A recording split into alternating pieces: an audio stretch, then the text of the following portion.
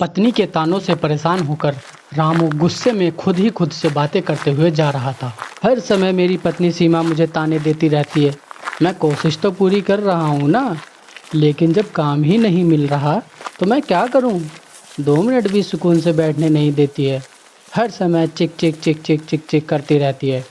समझ नहीं आता वो मुझसे प्यार करती है या पैसों से प्यार करती है। अपने आप से बातें करते हुए रामू चलते चलते जंगल की ओर निकल जाता है। अरे ये मैं कहाँ आ गया, ये तो जंगल है। सीमा की बातें सोचते सोचते मैं इस जंगल में और आ गया। पता नहीं कैसी लुगाई है। तभी अचानक रामू की नज़र जंगल में एक पेड़ के पास गड्ढे पर जाती है जिसमें कुछ चमक रहा होता है। अरे उस गड्ढे में से तो कुछ चमक सा रहा है, मुझे चलकर देखना चाहिए। रामू उस गड्ढे के पास जाता है और देखकर हैरान रह जाता है। अरे ये क्या, ये तो कोई एक सोने की कुर्सी है। रामू उस कुर्सी को उठाने लगता है कि तभी पेड़ से आवाज आती है। रुक जाओ बालक, तुम ये सोने की कुर्सी ऐसे नहीं ले जा सकते।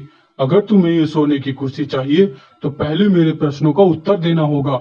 अगर तुमने मेरे प्रश्न का सही उत्तर दिया तो तुम ये जादुई सोने की कुर्सी ले जा सकते हो, वरना तुम इसे छूते ही भस्म हो जाओगे। पेड़ की बात सुनकर रामू पेड़ से कहता है, हे पेड़, अगर मैं तुम्हारे प्रश्न का सही उत्तर न दे पाया तो कोई बात नहीं बालक, मैं या फिर ये कुर्सी तुम्हें कोई नुकसान नहीं पहुंचाएगा। लेकिन गलत उत्तर देने के बाद तुम इस कुर्सी को यहाँ से नहीं ले जा पाओगे। लेकिन अगर तुमने सही जवाब दिया तो तुम्हारे दिन सुधर जाएंगे और तुम इससे वो सब कुछ पा सकोगे जिसकी तुम्हारी इच्छा है। ठीक है पेड़, तुम प्रश्न पूछो, मैं सही उत्तर देने की पूरी कोशिश करूंगा। ठीक है, तो बताओ, सूर्य किस दिशा से निकलकर किस दिशा में जाकर छिपता है? पेड़ के प्रश्न को सुनकर रामू कुछ देर तक सोचता है। सूरज पूरब से निकलकर पश्चिम में जाकर छिपता है। बिल्कुल सही कहा तुमने, तुम्हारा जवाब एकदम सही है। अब तुम्हें जादुई कुर्सी लेने के बदले मुझे पानी देना होगा। हाँ हाँ पेड़, क्यों नहीं, मैं अभी तुम्हारी जड़ों में पानी लाकर डाल देता हूँ। तभी रामू वहीं पास की एक नदी पर जाता है और नदी से पानी लाकर पेड़ की जड़ों में डाल देता है।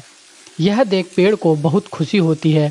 तुम एक बुद्धिमान के साथ साथ एक अच्छे इंसान भी हो। तुमने मेरी जड़ों में पानी डाला, अब ये जादुई सोने की कुर्सी तुम्हारी हुई।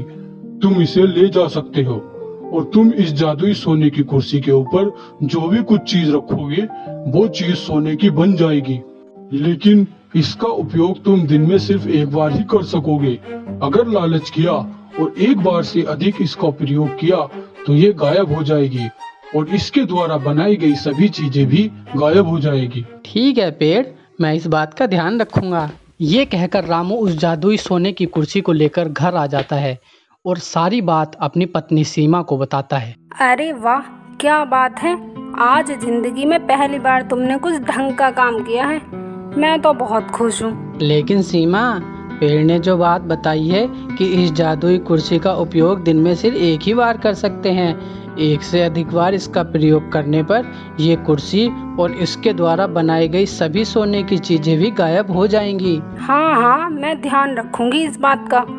आप बिल्कुल भी चिंता मत कीजिए, लेकिन एक बार इस जादुई कुर्सी का उपयोग तो करके देख लेने दीजिए, मुझसे तो रहा नहीं जा रहा। सीमा जल्दी से घर में से एक वस्तु लाकर कुर्सी पर रख देती है। देखते ही देखते वह वस्तु सोने की बन जाती है।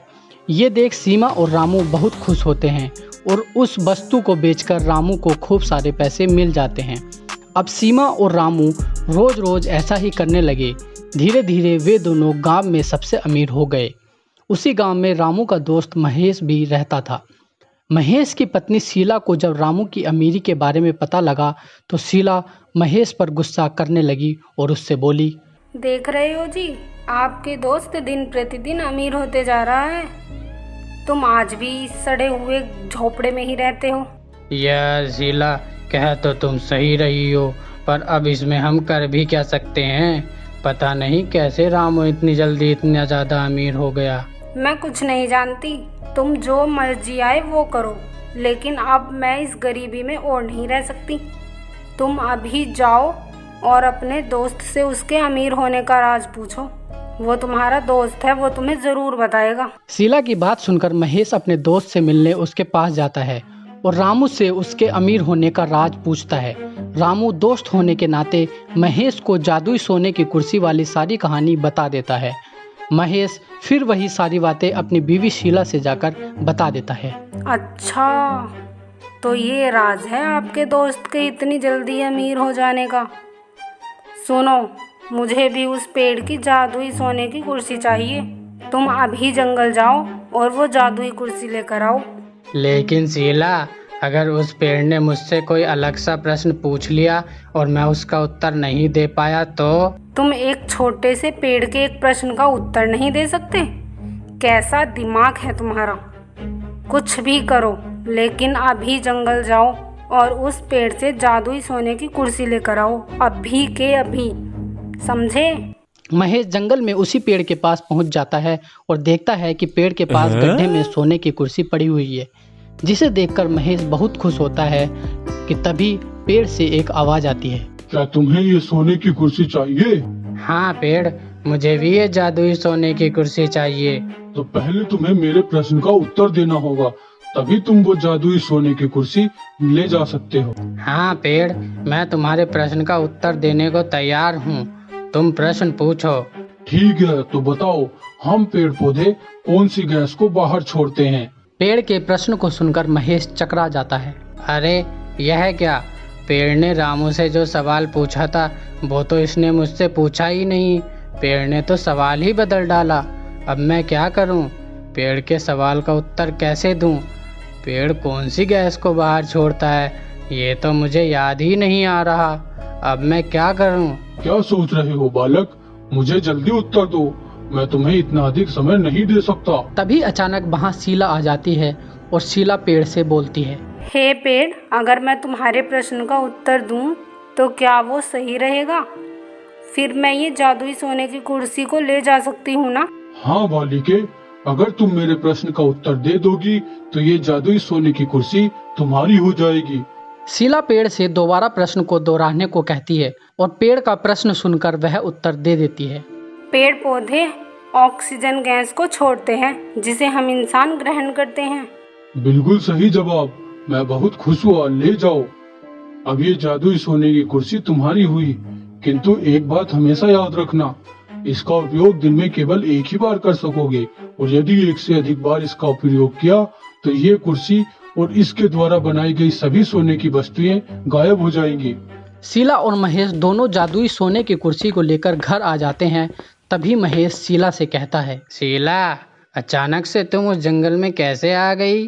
क्योंकि मैं जानती थी तुम्हारे बस की बात नहीं है पेड़ के प्रश्न के उत्तर देना, इसीलिए मुझे लगा कि मुझे खुद वो जादुई कुर्सी लेकर आना चाहिए। अच्छा ठीक है, तुम्हें जादुई सोने की कुर्सी मिल तो गई।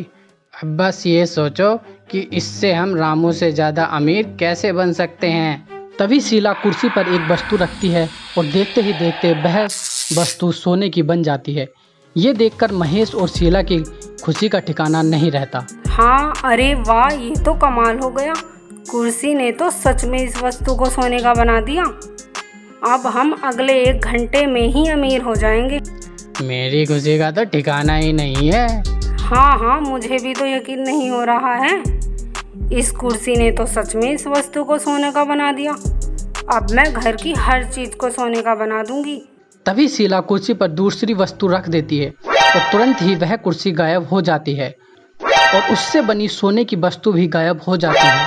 यह देख दोनों हैरान रह जाते हैं और उन्हें पेड़ की कही गई वो आखिरी बातें याद आती हैं। अरे, मैं तो पेड़ की वो बात भूल ही गई थी। हाय, ये मैंने क्या कर दिया?